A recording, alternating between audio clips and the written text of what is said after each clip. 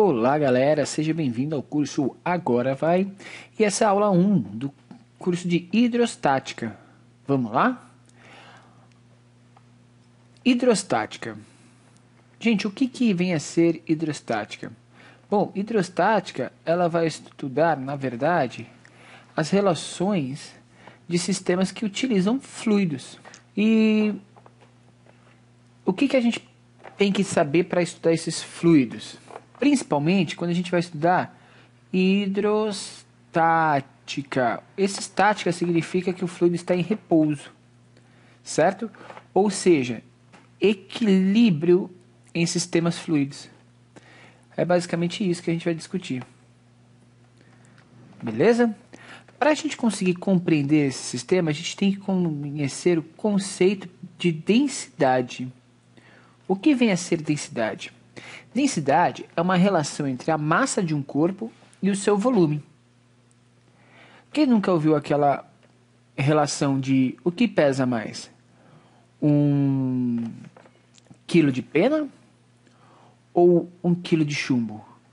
1 quilo de pena teria que ser colocado em um volume gigantesco, porque a pena, cada uma dessas penas, teria uma massa muito pequena e para a gente conseguir chegar a 1 quilo eu teria que ter milhares e milhares e milhares de penas. Já 1 quilinho de chumbo seria uma parte muito pequena. Por quê?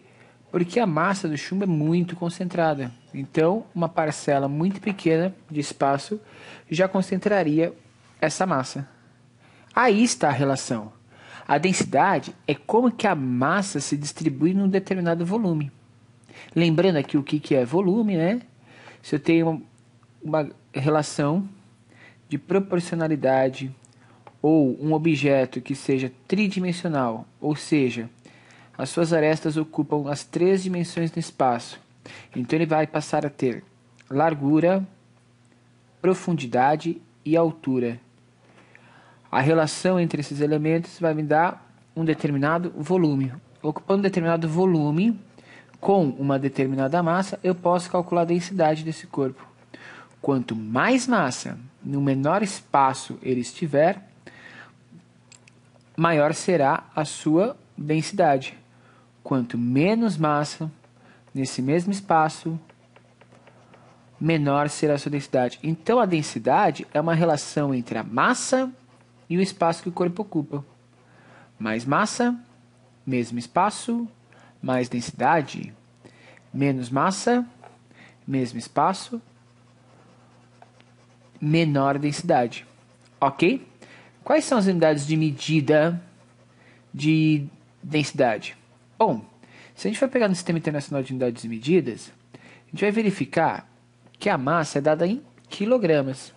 Já o espaço ou as distâncias são dadas em metros. Como eu estou usando um espaço tridimensional aqui, a gente vai tentar classificar isso como metros cúbicos. Então a densidade pode ser descrita inicialmente como quilogramas por metros cúbicos. Certo? Então tá aqui, ó. Massa por volume é uma relação de quilogramas por metro cúbico em unidade. Em alguns casos, a gente vai ter essa unidade sendo dada também em gramas por centímetros cúbicos. Tá? E aí cabe a gente saber fazer a transformação entre essas duas grandezas. Como que eu transformo uma unidade que está em quilograma por metro cúbico em uma unidade de gramas por centímetro cúbico? Bom, primeira coisa que tem que saber é quantos gramas tem em 1 quilograma. Então, se eu tiver 1 quilograma, eu vou ter 1000 gramas. Certo? E 1 metro cúbico, como que a gente faz para transformar para centímetro cúbico? Eu vou fazer assim, ó. 1 metro é igual a 100 centímetros. Certo? Elevando esse cara ao cubo, para manter igualdade eu vou ter que elevar esse aqui também ao cubo. Certo? Então, 1 quilograma por metro cúbico passará a ser 1000 gramas distribuídos 1000 gramas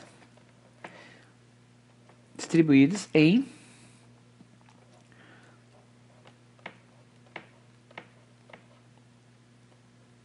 1.000.000 de centímetros cúbicos. Bom, dá para organizar isso aqui, né? Eu posso cortar esse 0 com esse 0, esse 0 com esse 0 e esse 0 com esse 0. Isso ainda vai ficar que 1 quilograma por metro cúbico equivale a 1 sobre... Sobrou 1.000 aqui, né? 1.000 gramas por centímetro cúbico. 1 sobre 1.000 significa que 1 quilograma por metro cúbico é igual a 10 a menos 3 gramas por centímetro cúbico. Aí está a relação entre as duas grandezas. Dado qualquer outra unidade, a gente faz o sistema de conversão a partir disso daqui, uma regrinha de 3. Ok? Mas volta aqui. Bom, nós íamos falando do conceito de densidade, e nesse conceito de densidade, a gente viu que densidade é massa sobre volume, que pode ser dado em quilograma por metro cúbico ou grama por centímetro cúbico. Mas existem outras unidades de volume também que existem, a gente tem que fazer a relação entre elas. Normalmente em líquidos a gente utiliza litros ou mililitro, que é a milésima parte de um litro, ou decilitros, que é a décima parte de um litro. Ok? A gente ainda tem centilitros e aí por diante. Bom, nos sólidos ou nos gases, e até nos próprios líquidos, a gente também pode fazer essas medidas em metros cúbicos, milímetros cúbicos ou centímetros cúbicos. Certo? Partindo dessas relações, a gente pode então tentar interagir as grandezas em litro com as grandezas em metros cúbicos. Como? Quanto que tem 1 metro cúbico? 1 metro cúbico equivale a 1.000 litros. É aquela caixa d'água antiga que a gente tem, retangular, e que tem essa medida. 1 metro cúbico. São 1 metro em cada lado dessa caixa. Vai representar, então, uma caixa de 1.000 litros. Cuidado com essas unidades, ok? 1 ml equivale a 1 centímetro cúbico. Tá? Então, um cubinho de 1 centímetro cabe 1 ml. Certo? Beleza. Outra grandeza que a gente tem que ter em mente para poder estudar hidrostática é a grandeza chamada... Outra grandeza que a gente tem que ter em mente para poder estudar hidrostática é uma grandeza chamada pressão. O que é pressão? Pressão é a medida da força exercida sobre uma determinada área. Então, aqui eu tenho uma força sendo exercida sobre uma plaquinha aqui que tem uma determinada área. Ok? E aí a gente tem que analisar qual que é a pressão. Pressão é força sobre a área. A área, claro, de uma placa retangular aqui pode ser medida como lado vezes lado. Partindo desse princípio, a área vai ser dada em metros quadrados, unidade padrão. A força em si é dada em newtons. Partindo desse pressuposto, a unidade de medida de pressão é newton por metro quadrado. Mas existem outras unidades de medida, como por exemplo, olha cá. Newton por metro quadrado na física, ela é atribuída a Pascal. Pascal é um filósofo famoso que estudou as relações de hidrostática em sistemas fluidos. E aí, em homenagem aos seus estudos e à importância dos seus estudos para a determinação de grandezas hidrostáticas, a unidade de medida de pressão recebe seu nome, que é dado como P maiúsculo e o A minúsculo, Pascal. Quanto que vale um Pascal? Um Pascal é 1 Newton por metro quadrado. Ok? Mas como falamos de pressão, a gente pode falar da pressão atmosférica. É a pressão do ar. O ar sobre as nossas cabeças. No nível do mar, a pressão atmosférica equivale a 1 atm, ou seja, uma atmosfera de pressão. Isso no nível do mar, ok? Deixa marcado aqui. No nível do mar. Se a gente tiver em uma outra região mais alta, essa pressão vai ser menor, ok? O que significa isso? A pressão atmosférica no nível do mar é 1 atm, que equivale a 1 vezes 10 a quinta Pascal. Aí que vem a surpresa. 1 vezes 10 a quinta pascal equivale a 1 vezes 10 a quinta newtons por metro quadrado, certo? Então imagine o seguinte, você está numa região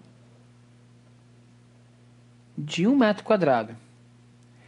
Nessa região está aplicando ou está exercendo uma força de uma pressão chamada pressão atmosférica. Essa plaquinha está no nível do mar, ok? A nossa ideia é tentar descobrir qual é a força que essa plaquinha tem que suportar. E aí que é interessante. Dá uma olhada. 1 vezes 10 a quinta representa uma força sendo exercida de quanto nesse sistema? Vamos calcular? Vamos lá. Bom, 1 vezes 10 a quinta é 1 acompanhado de 5 zeros.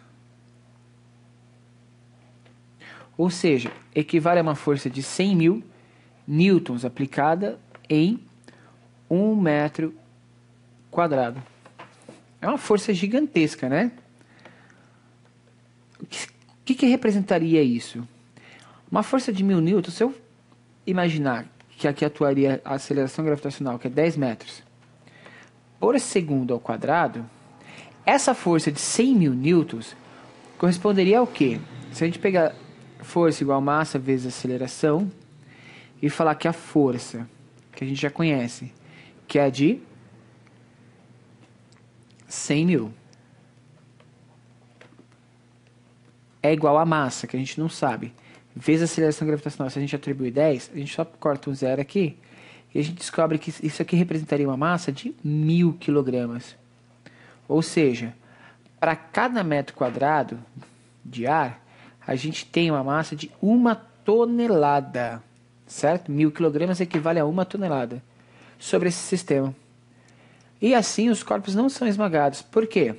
Porque pegando um corpo qualquer, a pressão externa desse corpo, que recebe essa pressão atmosférica, é exatamente igual ou equivalentemente igual à pressão interna. E essas forças de pressão contrária desse sistema acabam fazendo com que as forças se anulem e o sistema consegue se manter no seu formato original. Ok? Perfeito. Bom, uma atmosfera então equivale a 1 vezes 10 a quinta pascal, que é 1 vezes 10 a quinta newton por metro quadrado. Existe outra unidade de medida chamada milímetro de mercúrio. O milímetro de mercúrio é o quanto que a pressão atmosférica consegue empurrar o mercúrio num sistema. Seria mais ou menos o seguinte, ó. Imagina que eu tenho um recipiente, certo?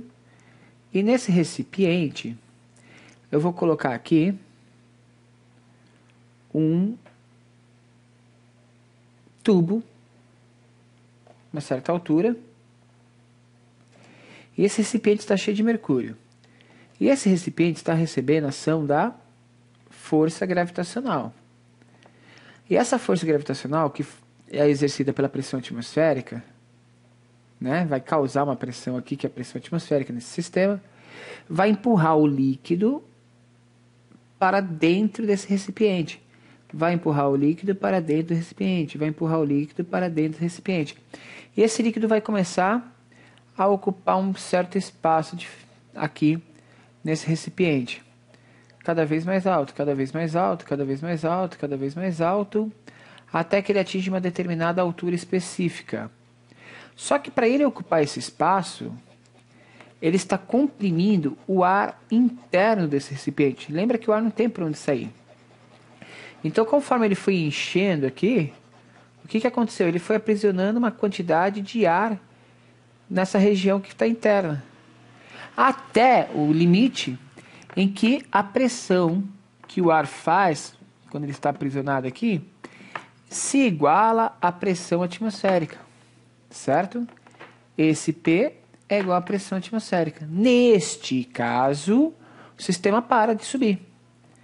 E aí, ao calcular essa altura, a gente chega, caso esse líquido seja o mercúrio, a uma coluna de mercúrio de 760 milímetros. Lembrando que o mercúrio é um líquido bastante denso. Só para você ter uma ideia, curiosidade à parte, se a gente fizesse o mesmo experimento com uma coluna de água, uma atmosfera representaria a uma coluna de 10 metros de água. Ok? É uma coluna de água bastante grande, tá? Beleza? Volta lá então. Então, olha só. Aqui a gente tem um resuminho sobre essas relações de pressão. Uma atmosfera equivale a 1 vezes 10 a quinta Pascal, que equivale a 760 milímetros de mercúrio. Certo? Essas são as relações entre essas grandezas de pressão. Existem outras, mas elas são citadas durante os exercícios, dá pra gente se virar com elas. E nos líquidos, professor? Ufa, chegamos nos líquidos, né? A gente fala de hidrostática, mas até agora a gente não falou dos líquidos. Imagina no líquido que ele está recebendo a ação da força gravitacional sobre uma determinada área da superfície de um recipiente que está cheia de um determinado líquido. O que vai acontecer? Vai começar a aparecer aqui uma pressão. Essa é a chamada pressão atmosférica nessa região. Suponhamos que isso aqui está acontecendo no nível do mar. Então, a pressão atmosférica é a pressão normal. Só que nós temos uma esfera que está mergulhada num determinado líquido. O que vai acontecer? Essa esferinha vai começar a receber a pressão, não só da atmosfera que está sendo transferida para o líquido, mas a pressão também do próprio líquido. Deixa eu te dar uma dica aqui, que numa mesma altura, a pressão no líquido, olha só, eu fiz certinho em todas as direções, para tentar te mostrar que a pressão é a mesma em qualquer direção, dada uma mesma altura. Certo? E como que eu calculo a pressão, então, do líquido? Porque além da pressão atmosférica, eu tenho todo esse peso de líquido sobre essa esferinha. Então eu preciso calcular qual que é a pressão que o líquido está exercendo, né? Para calcular essa pressão, vamos ver aqui, ó. Pressão é força sobre área. E força é massa vezes aceleração gravitacional dividido pela área. Bom, lembra de densidade? Densidade é massa sobre volume. Se eu colocar massa em evidência, eu vou chegar aqui, massa é a densidade vezes o volume. Substituindo isso na equação original lá da pressão, massa por massa, a gente vai chegar aqui, a pressão é a densidade vezes o volume, vezes a gravidade dividido pela área. Mas espera aí, o volume é a área vezes a altura, certo? Se volume é a área vezes a altura, a gente pode falar que a pressão é a densidade vezes a gravidade, vezes a altura, vezes a área, dividido pela área. E aí eu posso cortar a área que ela aparece nas duas partes da equação. E aí eu chego a esta expressão aqui, ó. Pressão é a densidade do líquido vezes a aceleração gravitacional vezes a altura do líquido. Ok? Essa é a pressão de um determinado líquido, qualquer. Então é mais fácil, porque aí a gente consegue, porque a densidade dos líquidos elas são tabeladas. Então, a partir de uma tabela de densidades, eu consigo verificar qual que é a pressão, sabendo a altura da coluna desse líquido. E observe, gente, observação importante. A variação de pressão em um líquido depende apenas da variação da altura. Ok? A pressão de um líquido depende da altura. Claro, se a gravidade e a densidade forem mantidas constantes. Veja abaixo. Eu coloquei aqui 4 recipientes com formatos bem diferentes. Todos estão cheios do mesmo líquido. Vou tentar fazer aqui a superfície desses líquidos. Mas percebe que uns têm área maior, outros têm área menor. Um vai ter maior quantidade de líquido, outro menor. Isso não importa. O que importa é a altura que esse recipiente está alcançando. Se essas esferinhas aqui embaixo estiverem todas sob a mesma altura, dentro de um mesmo líquido, sei lá, podia ser água aqui, água aqui, água aqui e água aqui. Se o líquido for o mesmo e a altura for a mesma, a pressão é a mesma, independente do formato do recipiente. Pois a variação da pressão depende da variação da altura e não do formato dos recipientes que estão. Então, a pressão aqui seria igual. Se eu chamar aqui de A, B, C e D, eu posso falar para você que a pressão em A é igual à pressão em B, que é igual à pressão em C, que é igual à pressão em D. Estando todos os recipientes da mesma altura. Por isso que quando você vai fazer aula de mergulho, por exemplo, você faz aula de mergulho numa piscina. Depois você pode mergulhar no rio, no oceano. Eles tentam fazer a densidade da água da piscina muito próxima da densidade da água dessas regiões. Seja mergulho em água salgada ou mergulho em água doce. E por que eu treino uma piscina sabendo que o mar está cheio de água? Mas ele tem bastante água lateral. Mas se você for mergulhar na mesma profundidade, isso não vai alterar. Lembrando, claro, a gente está fazendo uma aproximação aí. Porque a densidade dos líquidos tem que ser a mesma. E a densidade da água salgada é um pouco maior que a densidade da água doce. Certo? Bom, por fim, então, qual que é a pressão total do líquido? A pressão total no fundo de um recipiente de um líquido é a pressão total, é igual à pressão atmosférica daquela região, mais a pressão do líquido. Certo? Ou seja, a pressão total é a pressão atmosférica mais a densidade vezes a gravidade vezes a altura do líquido. Dá uma olhada aqui. Se eu tiver um recipiente cheio de água, a densidade da água é 1 vezes 10 ao cubo quilogramas por metro cúbico. A aceleração gravitacional aqui na região é de 10 metros por segundo ao quadrado, certo? E eu vou pegar esse recipiente e vou falar que a altura desse recipiente é de 15 metros. E eu quero saber a pressão sobre uma esferazinha que está lá no fundo desse recipiente. Qual que é a pressão exercida nesse sistema? Lembrando que esse recipiente não está no vácuo, então ele recebe pressão atmosférica. Qual a pressão total sobre ele? Então vamos lá.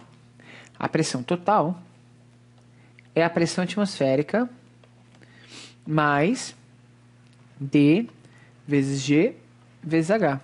Só toma cuidado com as unidades. Olha lá, a pressão total, quando eu for calcular aqui, eu vou calcular em Pascal. 1 vezes 10 à quinta, mais a densidade do líquido que ele me falou que é 1 vezes 10 ao cubo, vezes a gravidade que é 10, vezes a altura que é 15. Se eu for utilizar a densidade 1 vezes 10 ao cubo, quilogramas por metro cúbico, e a gravidade em 10 e a altura em metros, eu vou ter que necessariamente utilizar a pressão atmosférica em Pascal, porque isso aqui vai dar 1 Newton por metro quadrado, ok? Bom, então isso aqui vai ficar como? A pressão total desse líquido é igual a 1 vezes 10 à quinta mais 1,5 vezes 10 à quinta. A pressão total do sistema equivale a 2,5 vezes 10 à quinta Pascal. Lembrando que 1 Pascal é uma atmosfera, né? 1 vezes 10 à quinta Pascal é uma atmosfera, então a pressão total desse sistema é de 2,5 atmosferas. Então a gente consegue fazer a relação de pressão no sistema líquido comparada à pressão atmosférica, ok? Bom, pessoal, é isso que eu tinha para passar para vocês. Essa primeira aula sobre hidrostática. Haverão muitas outras aulas que vai complementar o nosso estudo. Esse é o curso Agora Vai, ok? Esse canal traz aulas gratuitas de físicas para você. Então dá uma olhada no nosso canal e nos acompanhe, divulgue e deixe o seu like para que a gente consiga saber se você está curtindo ou não as nossas aulas, ok? É isso aí, gente. Vem comigo, que sou sucesso. Um abraço e até a próxima aula.